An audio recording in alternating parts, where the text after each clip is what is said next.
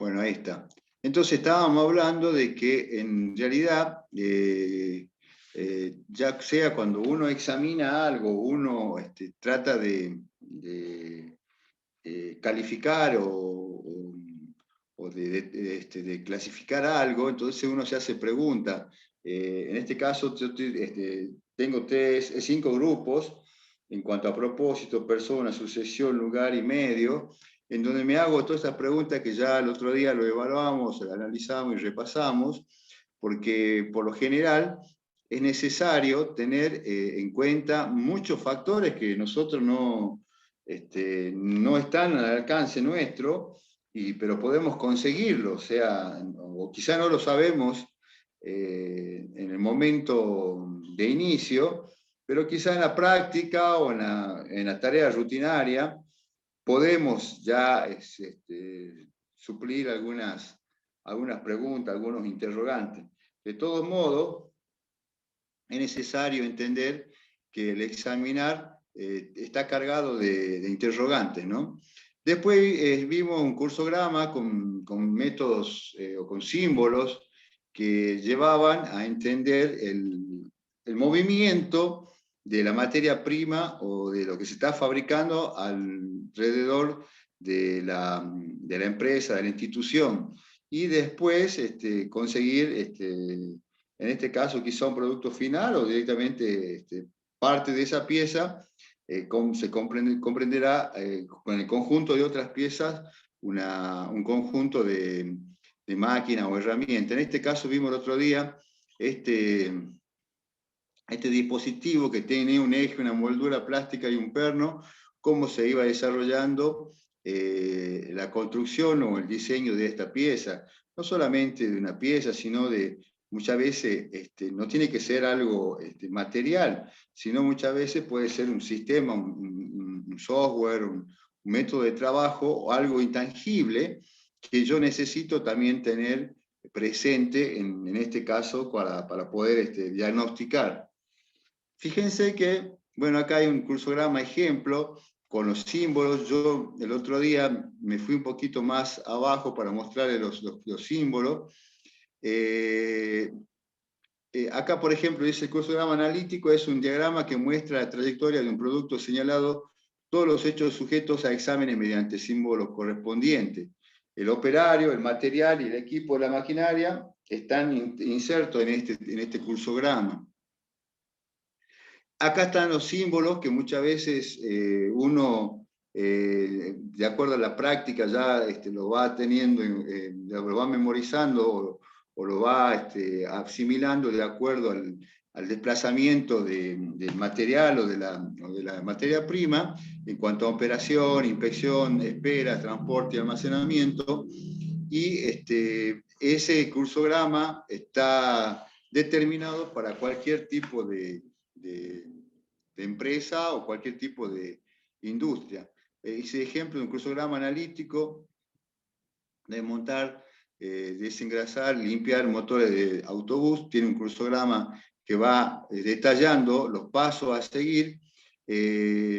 Cuando veamos toyotismo, el toyotismo tiene también sus gráficos o tiene su manera de poder cerrar, muy parecido a un circuito de Deming, de mejora continua, y permite justamente potenciar y absorber toda la destreza del equipo de trabajo, ¿no? Justamente un equipo de trabajo tiene que ser eficiente, ¿no? Tiene que ser eficiente al momento de decir, yo voy a construir tal pieza con tal tiempo de duración, lo tiene que cumplir. No puede postergar o alargar ese tiempo porque justamente está comprometiéndose a entregar y está diseñado y ya está estudiado los tiempos para poder entregar, incluso con algunos inconvenientes que pueden tener en cuanto a materia prima o en cuanto a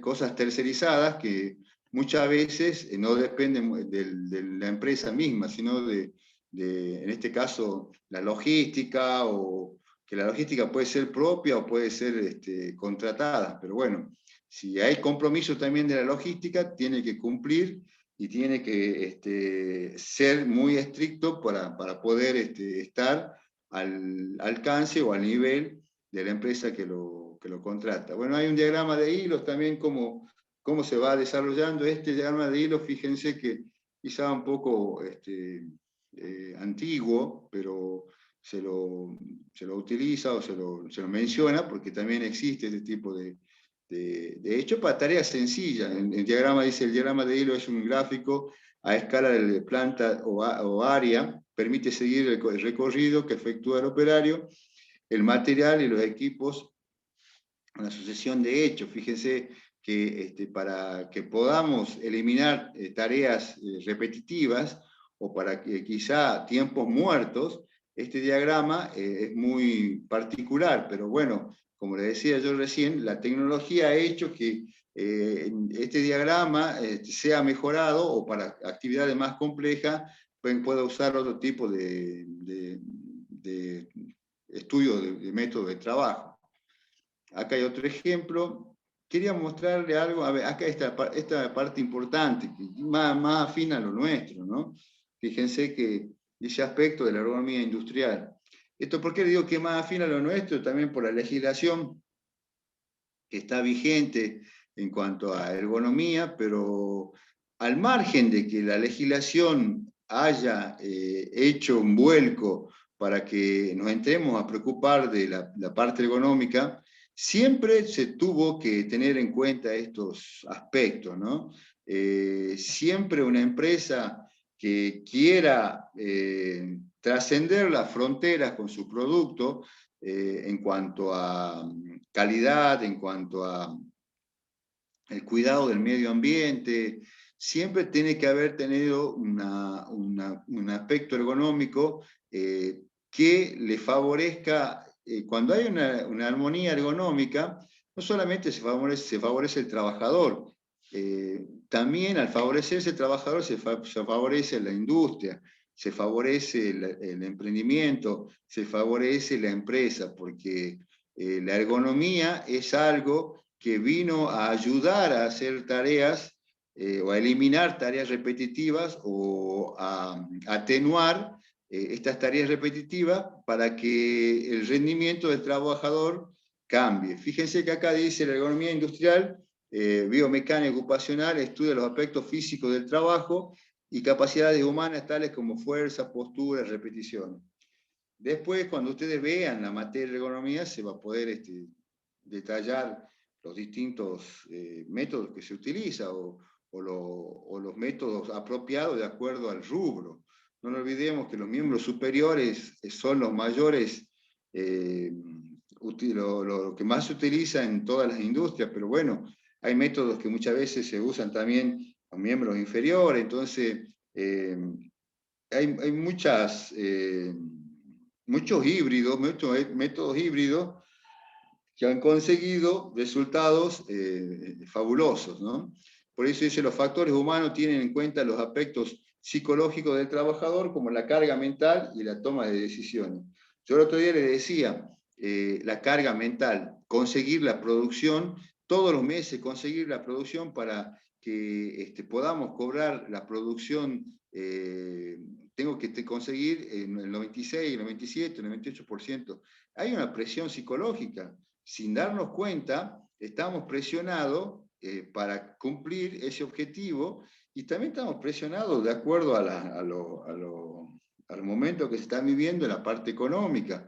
Una persona que no percibe quizá, o no han llegado a la producción, es un premio que se pierde económicamente, y que llega a ser un aspecto importante en la actividad diaria del trabajador. No tendría que ser así, pero porque justamente no solamente los premios tienen que ser económicos, sino muchas veces hay otro tipo de premio en cuanto a descanso, regalo o beneficios.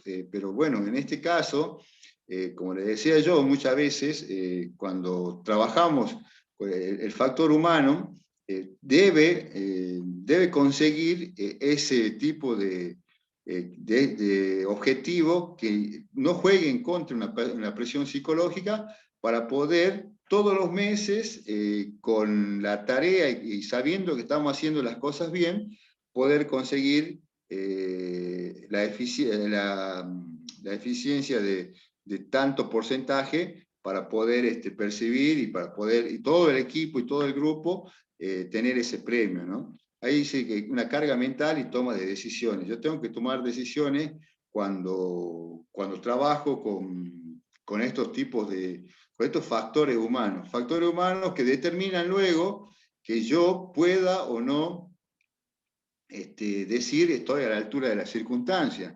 porque cuando se trabaja en equipo, el equipo necesita estar concentrado. Es como siempre los comparo yo con un equipo de fútbol o con un equipo de básquet, pero un equipo deportivo que nadie puede estar en contra o patear en contra. Necesitamos todo ir para el mismo lado, pero teniendo en cuenta y sabiendo que cada uno cumple su posición en el campo de juego y que si dejamos de cumplir nuestra posición, el equipo se resiente o el equipo puede perder el partido, puede perder la disputa, justamente en este caso la producción, por la distracción. Entonces es necesario hacer ese planteamiento, por eso el toyotismo luego, las células que se forman en el toyotismo, permiten que cualquier trabajador pueda reemplazar al otro. O sea, es como decir que un mejor jugador pueda ser reemplazado en su puesto de trabajo. Entonces, es la mentalidad de tener todos los trabajadores la misma capacidad. Entonces, pero ese es un método particular, ¿no? Fíjense que ahora el objetivo de, de esto es reducción de lesiones y enfermedades. Cuando yo estudio la parte ergonómica industrial, sabemos que reduce lesiones y enfermedades ocupacionales, disminuye el costo de la incapacidad de trabajadores, aumenta la producción, mejora la calidad de trabajo, disminución del ausentismo, aplicación de normas existentes y disminución de la pérdida de materia prima. En resumen, todo esto, ¿quién tiene la mejora? El trabajador y la empresa, porque implícitamente nos está mostrando las ventajas del trabajador, pero también las ventajas de la empresa, porque el trabajador sabe y conoce que es una pieza importante en el engranaje de esta estructura, pero también sabe que si yo no hago mi función, ese engranaje puede hacer mover quizá el rendimiento del equipo. Entonces, es necesario que mentalmente los trabajadores tengan estos objetivos en claro, que son objetivos comunes, ¿no? Que son objetivos comunes tanto de la patronal como del trabajador.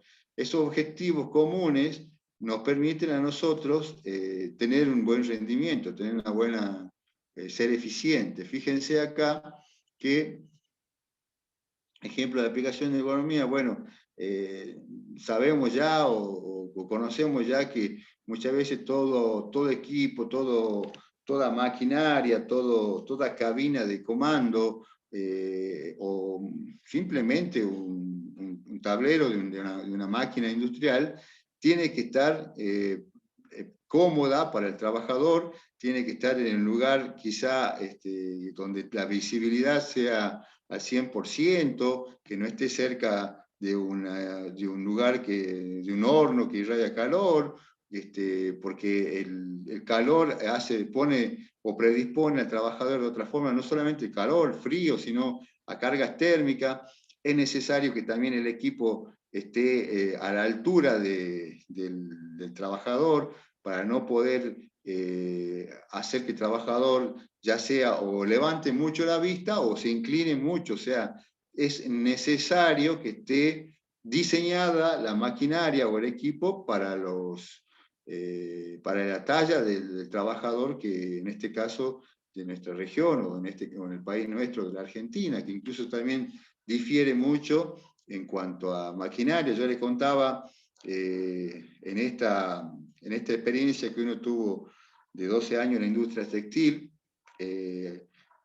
hay máquinas que sí o sí se necesita personas de 1,70 m para arriba para poder empalmar el uso, para poder hacer un buen rendimiento de la máquina. Entonces, ahí ya pasa a ser un puesto de trabajo calificado, porque no una persona de 1,65 m o 1,68 m se va a sentir cómoda. Necesita ser una persona de 1,70 m, 75 para arriba para poder estar con la máquina en condiciones. Y ustedes dicen, no, pero ¿por qué no bajamos la máquina? No, la máquina ya viene hecha para esa altura, ya viene diseñada, los elementos que van adentro de la máquina, los tachos, los soportes, todo están hechos para que este dispositivo trabaje de esta manera. En otra época, cuando no se conseguía un trabajador de esa talla, se ponían unos bancos para que el trabajador, o una pequeña escalera, pero eso llevó a accidentes. O sea, entonces ergonómicamente no estaba preparada la máquina. Entonces yo no puedo darse una solución con banquetas, sino que necesito conseguir las personas de acuerdo a la talla, ya sea para tallas, para personas altas o de una talla de unos 70, 75 para arriba, o hay maquinarias o hay piezas, ya sea, o máquinas viales que vienen también para tallas para personas muy pequeñas. Entonces, eso es importante. Fíjense que acá se ve el movimiento de los miembros superiores en cuanto a la tarea o evitar tareas, sobreesfuerzo y movimiento repetitivo. Este tipo de ergonomía en el puesto de trabajo, fíjense, ya está como nos están mostrando la manera de operar, la manera de trabajar y de resolver el, el, el trabajo que tiene que hacer con la pieza. Determina, qué sé yo, usar un método con extremidades superiores, como un rula, por ejemplo, por tirar un método. Estudio de tiempo, ya nosotros vimos el método, ahora veamos los tiempos. O sea, ¿por qué tengo que estudiar los tiempos? Es una técnica que permite determinar con la mayor exactitud posible, mediante un número limitado de observaciones, el tiempo necesario para llevar a cabo una tarea determinada de acuerdo a una norma preestablecida. Yo necesito que alguien regule esto. ¿Quién regula una norma preestablecida? O sea, esa norma preestablecida permite que si yo en mi desarrollo de estudiar los tiempos, este tiempo me está dando X valor de segundo, de minuto, tengo que comparar con la norma preestablecida y saber si estoy por arriba, por debajo, o estoy en el valor aceptado de acuerdo a la norma o de acuerdo al método. Cada institución o cada empresa o cada actividad tiene ese tipo de método. ¿Cómo se utiliza? Dice novedad de la tarea, cambio de método, queja de trabajadores y representantes. Cuando dice queja de trabajadores y representantes, ahí tenemos la parte gremial que puede, a ver, quiero un segundo, a ver. Está bien. Cuando un trabajador entiende o sabe que los descansos no son acorde a la tarea, o sea, que un trabajador está sobreexigido, inmediatamente necesita hacer conocer su punto de vista para que no le produzca un accidente. O sea, no es solamente de cambiar métodos. Yo necesito hacer pruebas para que en estas pruebas siga siendo el trabajador la prioridad en cuanto a cumplir bien la tarea, porque justamente el trabajador se me accidenta y todo lo que yo gané en mejorar el tiempo, lo pierdo luego en trabajador accidentado. ¿Quién va a venir? Otra persona, lo tengo que formar, lo tengo que capacitar, tengo que esperar que pasen 2, 3, 4 semanas para poder conseguir quizá el nivel que tiene el trabajador experto.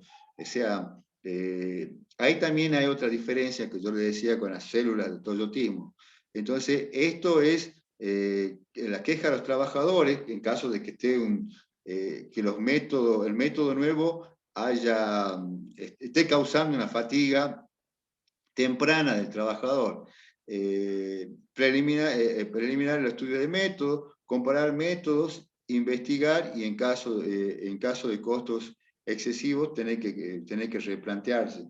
Fíjense que yo el otro día le daba un ejemplo que esto, siempre que se trabaje con maquinarias, con equipos, dispositivos, con nuevas tecnologías, va a ser muy importante que el trabajador esté de acuerdo a los tiempos y a los métodos.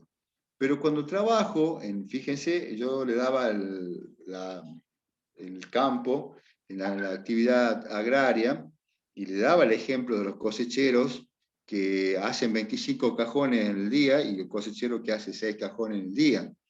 O sea, si bien los rendimientos son totalmente extremos entre uno y otro, existe un parámetro medio, seguro que el parámetro medio va a ser, por ejemplo, 20 cajones por día. El que hace 26 se está sobreexigiendo en cuanto a, pero se está sobreexigiendo en cuanto, no solamente en cuanto a los tiempos en que está cosechando, sino que está también restándoles tiempo a su descanso, a su merienda o al descanso de ir al baño, porque justamente sabe que 6 cajones por día y en una semana y en una quincena suma. Entonces, en eso está, digamos, el riesgo del trabajador y no se puede decir no, el que hace 21 cajones no se va a aceptar. En el caso del campo, no solamente la cosecha de aceituna, la cosecha de la frutilla, de la pera, de la manzana, toda actividad de cosecha, el trabajador que más rinde es el trabajador que más se los busca, porque no hay un riesgo de accidente a un atrapamiento de una mano, a que se saque una falange, porque no hay máquina en sí. Hay una planta, hay un fruto, hay un método de cosechar que puede ser el tradicional, el más clásico, que con un morral y poner todo el fruto ahí en el morral y después en los cajones y nada más. O sea, no existe otro secreto, entonces no puedo establecer métodos. ¿Por qué? Porque justamente, o el método es el más eficiente de la persona que mayor cajones hace en el día. Entonces, ahí quizá al no intervenir máquinas, al no intervenir piezas, correas, engranajes, que la persona al acelerar o al querer tener mayor cantidad de piezas, en este caso de cajones, no va a sufrir nada más que otro accidente que una fatiga. Pero esa fatiga, como decía recién yo, es causada justamente por disminuir su tiempo de descanso, disminuir su tiempo de ir al baño, disminuir su tiempo de la merienda. Entonces, eso también tenemos que contemplar que siempre y cuando estamos hablando de la industrialización o de trabajo, de tareas que siempre tienen un método, porque justamente implica razones no solamente humanas, sino técnicas o tecnológicas. Por eso dice comparar métodos, investigar y en caso de costo excesivo, poder replantearse. Objetivo, determinar duración de ciclos industriales para conocer plazas de entrega, coordinación de procesos, conocer ciclos industriales. ¿Por qué? Porque yo tengo que tener un plazo de entrega, tengo que tener una coordinación de procesos y balance de línea de producción. O sea, yo llevo a un auto, a una moto, a un service y me dice, vuelve en 3 horas. Vuelvo en 3 horas y me tiene que estar listo el auto. O sea, un lavadero mismo, voy a lavar y me dice, vuelve en 2 horas. Y si en 2 horas recién cuando yo llego se acuerdan de meter el auto para lavar, no hay método, no hay forma, no hay estudio de tiempo. O sea, no existe la organización Entonces yo necesito tener estos plazos de entrega, coordinación de procesos, balance de la línea de producción, para que eso nos sirva a nosotros como una herramienta de poder potenciar la empresa, la institución. Empresa que cumple con la entrega, con los procesos y los tiempos de producción, empresa que es respetada justamente por ser una empresa seria, por ser una empresa que al margen de los inconvenientes, al margen de las adversidades, logra la producción prometida, y justamente porque le puede haber surgido muchos inconvenientes, pero si prometió 30 días en terminar tanta cantidad de piezas, lo hace quizá con horas extra, con lo que fuese, pero lo hace y lo cumple. Entonces, esa es una manera también de hacer un estudio de método y tiempo de trabajo, ¿no? Conocimiento y formación de costos, sistema de costos predeterminados, realización de presupuestos de cotizaciones, análisis de productividad, base para implantar remuneración por incentivos. Eso es lo que yo le acababa de decir recién en cuanto a cobrar por la producción. Bueno, esto es lo que yo le nombraba en cuanto a costos por incentivos, remuneración para incentivar al puesto, al grupo o al sector de trabajo que es crítico y que es un sector importante. O sea, es un sector importante que necesita ser tratado de otra manera. Se necesita hacer, no tanto de lo económico, sino también, como le decía yo, en los beneficios, en la carga psicológica, en la presión psicológica que tienen los trabajadores. Sistema de control de tiempo, histórico, muestreo de trabajo, cálculo calculado, predeterminado y cronometrado. Fíjense que es un sistema de control de tiempo. Yo tengo quizá un historial que necesito cruzar, quizá valores o tiempo que me van a ayudar a mí a mejorar siempre. O sea, siempre voy mirando para atrás la performance que teníamos y la performance que tenemos en este momento, para que teniendo un norte, para no cometer los errores en los tiempos que ya pasaron. Tipo de tiempo, tiempo manual, tiempo tecnológico y tiempo solapado. A ver si se sigue acá el tema del cronómetro, a ver. Bueno, todavía va a venir. El muestreo de trabajo es una técnica para determinar mediante muestreo estático y observaciones aleatorias el porcentaje de aparición de determinada actividad imputable a un hombre, máquina o cualquier condición observable en la operación. La observación de una actividad no siempre puede proporcionar la exactitud deseada en el tiempo estimado o en lo que se está estimando. Por lo tanto, para refinar debe decidir tres aspectos principales. Se debe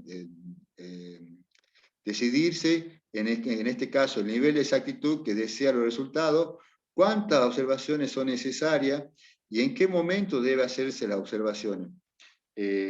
Las tres son importantes, pero fíjense la última, ¿en qué momento debe hacer la observación? O sea, yo necesito, en este caso, tener el método, pero sobre todas las cosas, una vez que veo que el método no está resultando, necesito hablar, necesito consensuar y necesito implementar otro método, o este método, decir qué está fallando en este método, conversar con la gente, conversar con, pedir una reunión para la reunión de producción o la reunión del equipo de trabajo para decir, bueno, ¿qué está pasando? Que nos estamos equivocando. Entonces, realizar ese tipo de observación. Quizá parando o quizá no en el momento de que se produce, sino estableciendo un impasse para poder bajar las líneas o establecer las pautas de acuerdo a lo que vemos que no se está logrando. Entonces, eso es también importante. Fíjense que es el objetivo, obtener el tiempo productivo y el tiempo inactivo, con sus causas de interrupción de uno a varios recursos.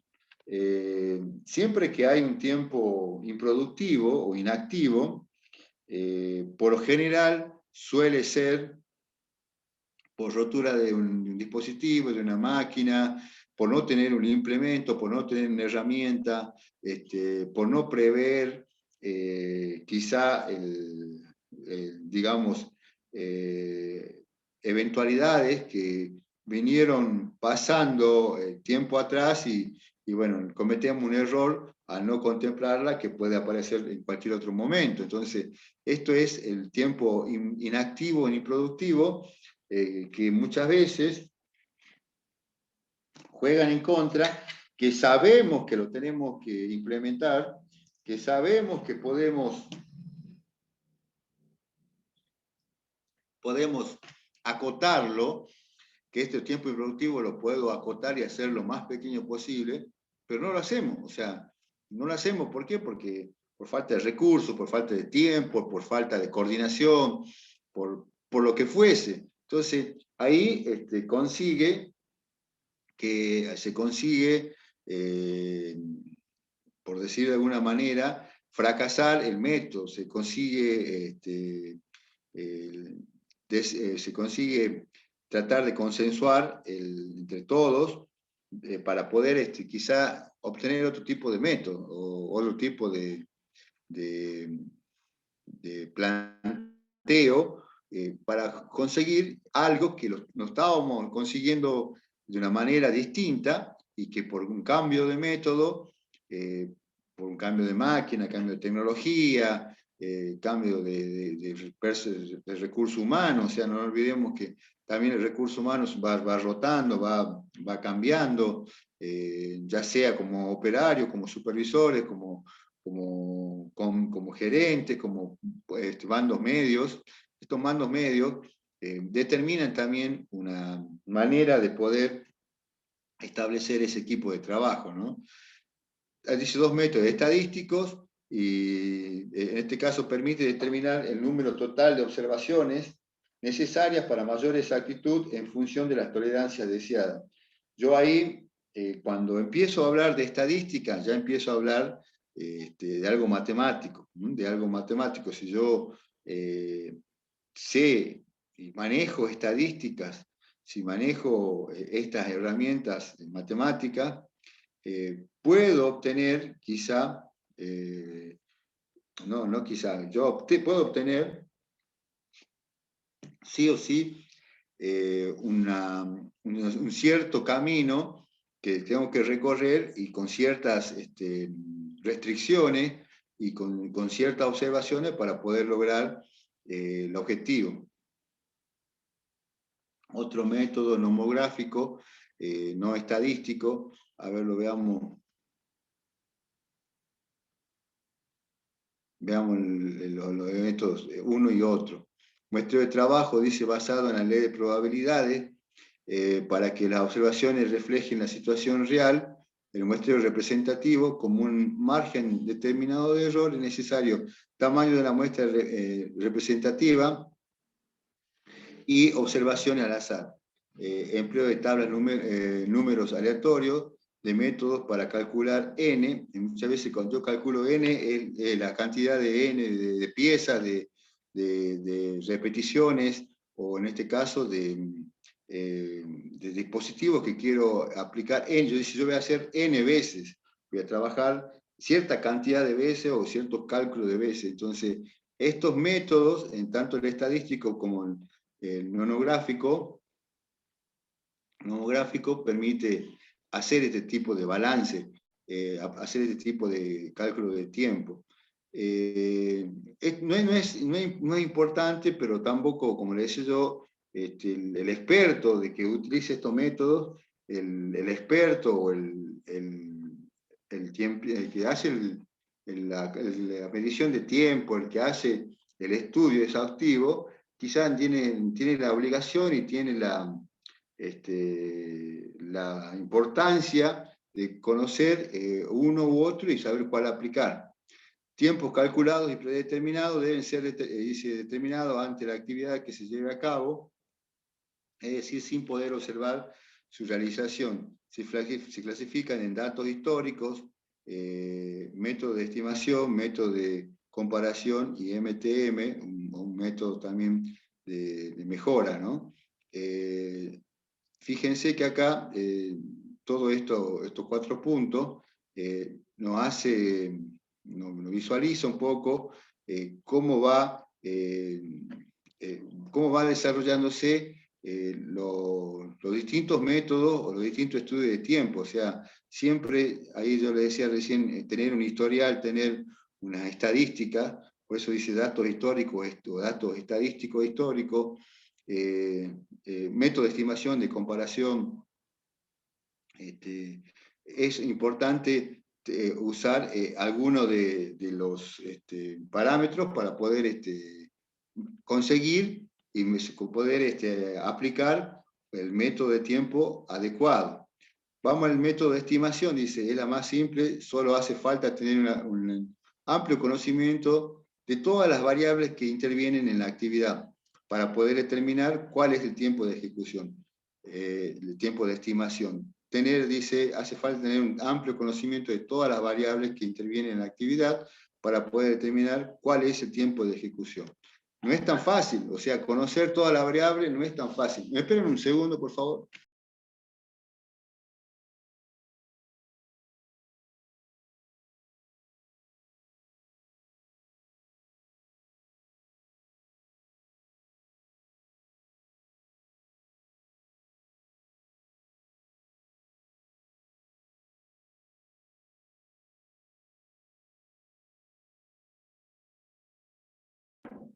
Fíjense que cuando yo digo conocer todas las variables, y estamos hablando de expertos, ¿no?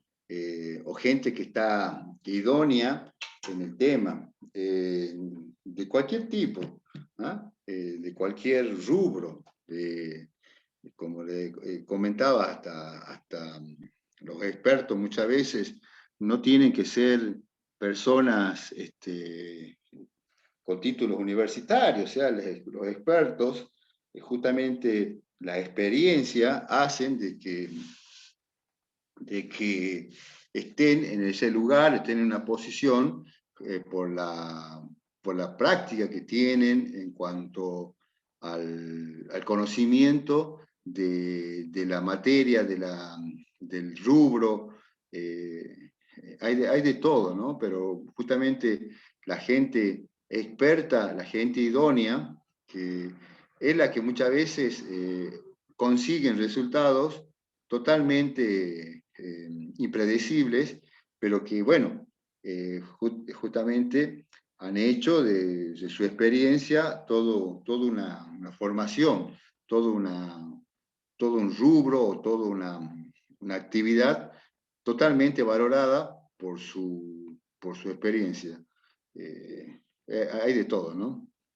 Yo quería dar el ejemplo, por ejemplo, el otro día hablaba con un conocido amigo, y bueno, con el tema de esta actividad, de esta pandemia y de los puestos de trabajo que se pierden, los puestos de trabajo que se cierran, y bueno, en esto también la industria del tabaco tiene sus expertos en cuanto a la calidad del tabaco. Entonces, como tiene la industria, la gente de tabaco sabe cómo identificar, están la gente que con la experiencia y la idoneidad hacen o califican el trabajo de primera, de segunda, el tabaco, los catadores de aceite de oliva, de vino, de distintas industrias que se sabe o se maneja por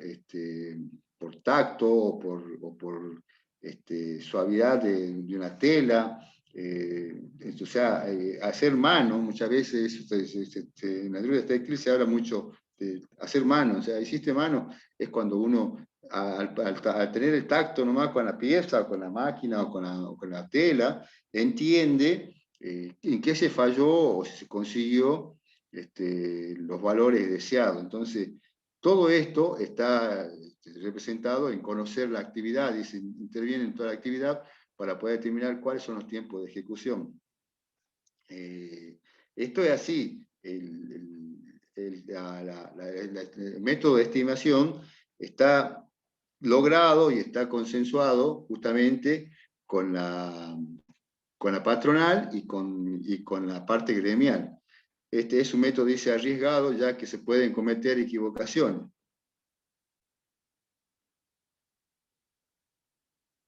Método de cálculo técnico se aplica exclusivamente a operaciones de máquinas y equipos.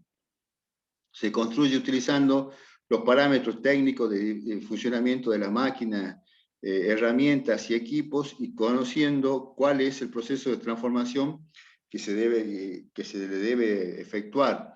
Yo mido el rendimiento de una máquina, mido de un dispositivo, de una cosechadora, de una fardeadora, lo que fuese. Mido justamente haciendo un método de cálculo técnico, o sea, conozco la potencia del motor, conozco la potencia del motor principal, los motores secundarios, conozco la tecnología que está usando, conozco la electrónica que está usando, o sea, conozco el software que puede estar utilizando, entonces ahí puedo determinar ya y hago un cálculo técnico.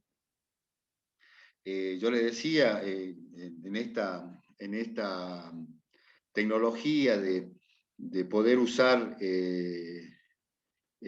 acá en el parque industrial, las industrias textiles están muy avanzadas en tecnología, hay métodos de buffer de datos de las máquinas, de los usos que se utilizan, el método exacto que se utiliza muchas veces en la Fórmula 1, es justamente la tecnología al máximo esplendor para la producción y en este caso para las máquinas en cuanto a maquinarias deportivas, pero se usa a lo mejor justamente por el alto rendimiento que se necesita utilizar. Entonces, este tipo de transmisión de datos, todo es muy importante tener el mejor, tiene su costo, tiene su parte, digamos, valorativa, porque no es lo mismo un método muy clásico, muy tradicional, que un método avanzado. Necesito invertir, pero esa inversión luego se ve reflejada en la producción. Se puede aplicar la operación de torneado, perforado, embutido, todo tipo de operación con que se realiza con la maquinaria o con equipo, se hace un método de cálculo técnico. Método de comparación se basa, dice, en cotejar un proceso con otro similar, la cual se conocen los tiempos. Yo siempre que cotejo, siempre que comparo, necesito tener el parámetro, el parámetro patrón o el parámetro de ejemplo, el parámetro modelo, para que en base a ese parámetro yo pueda manejarme por arriba o por debajo de ese parámetro. Es, digamos, la vara que me pone a mí el método a utilizar. ¿Ah? Si la vara está muy alta, y bueno, tendré que estar en condiciones para llegar hasta esa vara alta. Es así. La comparación se dice se realiza mejor si se subdivide el proceso total en elementos o fases pequeñas. Y una medida que voy desmenuzando un proceso, puedo quizá en algunos momentos o en algunos métodos conseguir un mayor rendimiento. No quiere decir que sean todos, pero por lo general se consigue mejor rendimiento. La diferencia que existan entre los tiempos y el elemento del proceso parecido se tendrán en cuenta por medio de recargos o descuentos sobre los valores existentes del pasado. Dice, yo siempre que hay un método o un tipo, un modelo a seguir, significa que ese modelo a seguir tuvo que eliminar muchas cosas que causaban retroceso, que causaban pérdida. Bueno, entonces tengo que hacer una valoración de lo mismo para poder decir que yo también voy a hacer voy a renunciar a una cosa u otra para poder conseguir acercarme a esa referencia. Para poder aplicar este método es necesario contar con una cantidad suficiente de tiempo para distintos procesos, llamados datos históricos, para ser usados como base comparativa. Es más lo mismo que hablábamos recién. Fíjense, el método MTM fue desarrollado por el norteamericano en 1948 con una continuación de trabajos e investigaciones oportunamente realizadas por Hilbert y el principio del siglo XX. Es una técnica de medición de trabajo en la cual se utilizan tiempos determinados para los movimientos humanos básicos a fin de establecer el tiempo requerido para una tarea o actividad.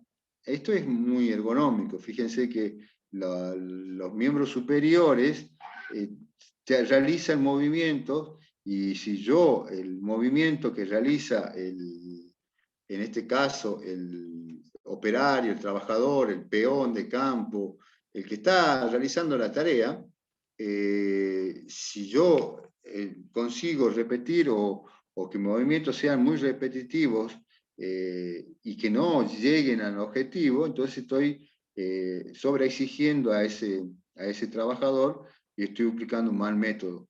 El empleo del método TMTM es muy sencillo y su procedimiento puede resumirse en los siguientes puntos. Determina los micromovimientos básicos que deben utilizarse en la operación que se estudia, sumar el valor de tiempo dado para las tablas de los datos del método, cada uno de los dichos micromovimientos del MTM, conocer el suplemento por fatiga, retrasos personales y retrasos inevitables. Acá muchas veces, recién hablaba de la procedencia del método, muy cercano al Fordismo y muy en contraposición del toyotismo. Entonces, en su momento vamos a poder compararlo, en su momento vamos a poder decir si es más eficiente o si es mejor uno con el otro. Muchas veces nosotros decimos, no, este es el mejor método. Bueno, ¿es el mejor método para qué tarea? Para esta tarea. O sea, yo tengo un rodado, una bicicleta. Esta es la mejor bicicleta, pero ¿para qué la mejor bicicleta? ¿Para ruta o para el campo, para el training? O sea, eso es lo que yo necesito entender, que los métodos son necesarios o son los mejores para la actividad o para el rubro, no es que signifique que se impongan en todo. No son marcas, no son métodos. Y al ser métodos, necesitan ser modificables para poder conseguir, a medida que avanza la tecnología, ser lo más eficiente posible. Conocer el suplemento de una fatiga, el retraso personal, bueno, eso es mucho de la física, ¿no? La fatiga del material, retrasos personales, retrasos inevitables. Muchas veces los circuitos de lazo abierto, no de lazo cerrado, no contempla esto. Entonces yo necesito tener un circuito de lazo cerrado, un replanteo del lazo cerrado para que, como yo le hablaba hace un rato del circuito de Deming o de lazo cerrado, y de mejora continua, entonces puede llegar a corregir este tipo de errores. La dificultad del método radica principalmente en la identificación de los micromovimientos básicos. A ver, fíjense que acá yo mido los tiempos con un cronómetro, o sea, el cronómetro es la herramienta que sí o sí tiene que usar el que está desarrollando este estudio de método. Es la herramienta que muchas veces puedo yo activarla desde el momento que inicia la tarea hasta que termina, o puedo ir parando el cronómetro y estableciendo pautas de acuerdo a la tarea o de acuerdo a la subdivisión de sus tareas. Entonces, hay que ver cuál lleva el error y cuál es el mejor método, sin parar el reloj o parando el reloj. A ver, veamos, dice tiempo cronometrado, antes del cronometraje, obtención de la información, racionalización y estabilización de los puestos de trabajo, racionalización y estabilización de los puestos de trabajo. O sea, tiene que ser una actividad ya, cuando yo hago el estudio, ya tiene que ser preestablecida, que funcionando, como se dice muchas veces en la jerga, tiene que estar de régimen permanente. O sea, ¿por qué? Porque ya ha sido aceitado todo esto de racionalización y estabilización de los puestos de trabajo. No voy a innovar en el momento. Yo ya quiero medir, o sea, yo ya estoy en el día de que necesito directamente medir. Ya lo otro es como un examen. Ustedes preparan la materia, preparan para rendir un final o un parcial, y ya cuando hago el estudio de método de tiempo, estamos viendo para qué nota vamos a obtener en examen. En este caso, puede ser una prueba también, una prueba de cualquier índole deportiva, o puede ser de cualquier método utilizado en cuanto al desarrollo de la tarea por tiempos. Después dice comparación de los métodos de trabajo y descomponer la tarea en elementos. Vamos a la parte de elementos. Es una parte esencial y definida de la tarea, o sea, es una fracción de la tarea, un elemento, y cómo tomar elementos cortos, separar los manuales tecnológicos, separar constantes de variables, agrupar los comunes, separar frecuentes y extraños en uno y otro entre sí. En síntesis, necesito que el elemento esté lo más prolijo posible, porque en esa ventaja es lo que permite aumentar el rendimiento. El elemento tiene que estar, tiene que venir a favorecer los tiempos, no a perjudicar. Tiempo observado, tiempo representativo. El paso a seguir, dice, siguiendo con el diagrama de flujo, tiempo observado, tiempo representativo, factor de actualización, ¿sí? ¿El elemento qué sería? El elemento es una parte de la tarea, fíjense acá. En la parte definida la tarea, es la parte esencial y definida de la tarea. Es lo que la pieza que hicimos hace un rato, nosotros que tenía el pistón, todo eso, cada uno son tres elementos. Tres elementos que definen la tarea de hacer esa pieza, puede ser un engranaje. Entonces, el elemento, como decía yo recién, si yo quiero armar un embrague de un tractor, y el embrague del tractor tiene que ser de John Deere modelo 1140, o sea, no puede ser de otro modelo, porque si no, el elemento que viene a ser el embrague me va a perjudicar a mí en la tarea. ¿Qué es la tarea de cambiar el embrague? Por ejemplo, por dar un ejemplo, digamos, de mantenimiento, vamos a otro ejemplo, o sea, yo quiero desarrollar estoy haciendo un producto y me dice que tengo que ajustar con una llave 13, tres movimientos para llave 13 de 180 grados, y yo no tengo una llave 13, entonces no puedo usar otra llave, ¿no? No puedo usar una llave que sea una llave que se adapte y que sea aproximadamente, tiene que ser una llave de esa manera, o sea, eso es lo importante tener en cuenta. Factor de actualización, tiempo normal, suplementos, mayoración, tiempo nivelado, esta parte digamos, del diagrama de flujo, y ya terminando, fijación de los métodos de lectura, método continuo y método de vuelta a cero. Es lo que yo le decía recién. Yo puedo cronometrar desde el momento cero hasta el momento que se termina la pieza, o puedo ir poniendo en cero cada vez que se termina las etapas de la las 10, 5 o X etapas que yo divido a la tarea. Entonces, eso de calcular de una manera o de otra acusa error. ¿Por qué? Porque ¿quién está manejando el cronómetro? Un ser humano, y el ser humano tiene su error. Tiene su error, ustedes dirán de milisegundos, de microsegundos, bueno, pero acusa un error, o sea, el error está puesto. Entonces, es necesario saber si el error mejora con el método continuo o con la vuelta a cero. Unidades de medida, segundos, centésimas de minuto, y dice 10 milésimas de hora. Se fija, como le comentaba yo en clases anteriores, el experto que hace este estudio conoce muy bien lo que yo le estoy hablando. Esto es para conocimiento de ustedes, nada más. Yo puedo aportar de la parte de higiene y seguridad. Puedo decir, sí, yo lo veo porque antes de hacer higiene y seguridad yo estaba.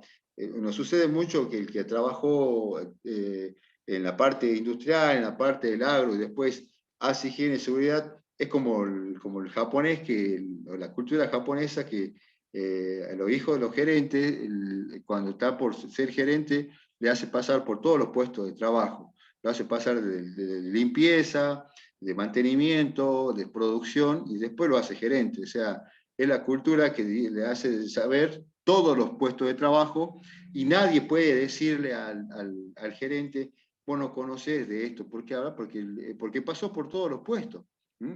Muchas veces una cultura que se tiene, que puede ser mala, que puede ser buena, eso ya no lo determinamos nosotros, pero sí la persona que conoce la tarea sabe qué método voy a usar o cómo lo voy a usar y si es correcto, porque yo hice la tarea, o sea, yo conozco la tarea, puedo aportar con el conocimiento de mi tarea o con mi conocimiento como experto en un momento, en un tiempo, y bueno, entonces eso es valioso, muchas veces se entiende de otra manera, porque justamente de otra manera estuve yo del otro lado de la tarea o de la actividad.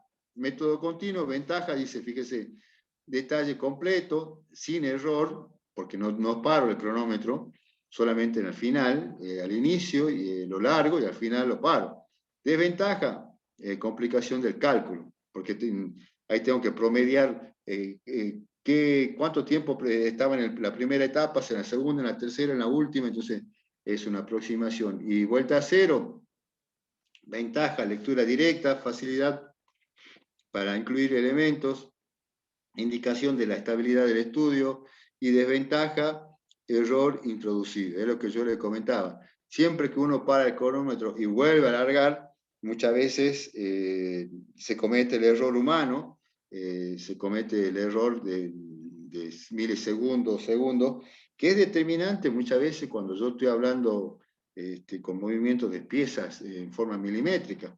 Después, si yo estoy haciendo una tarea digamos, muy, no tan exacta, no es, el error es nada, queda solamente en involuntario.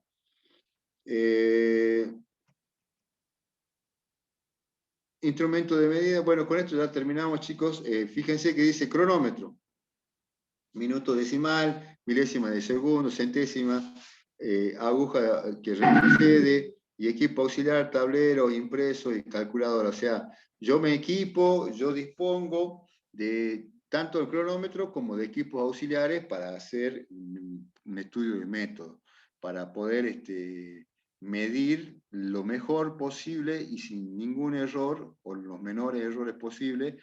Por eso necesito quizá equipos auxiliares que me permitan disminuir ese tipo de error. A ver, yo creo que una más.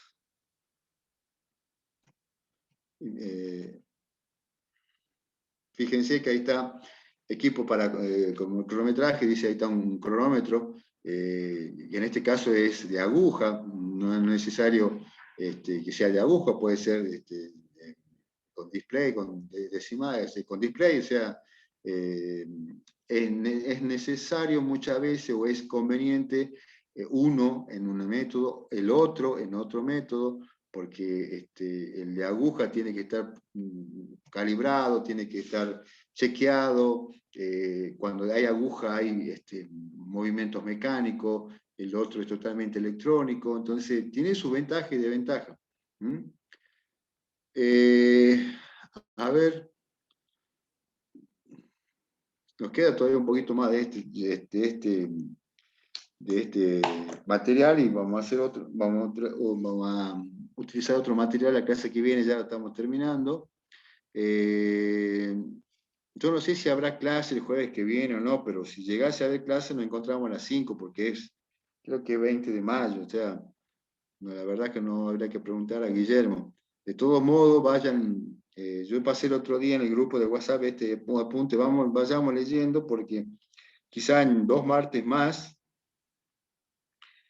si es feriado, van a ser 3 martes, vamos a completar una evaluación, pero eso lo hablamos después el próxima clase que hay, el próximo martes y el próximo jueves, si hay clase el jueves 20 de mayo, o si no el otro el martes siguiente, vamos a consensuar entre todos para ponerle ya una flecha de poder evaluar lo que avanzamos hasta el momento, y después aplicaremos el toyotismo, el fordismo, y eso será, y otros métodos más muy importantes, el taylorismo, que pues, serán quizá partes de una segunda evaluación.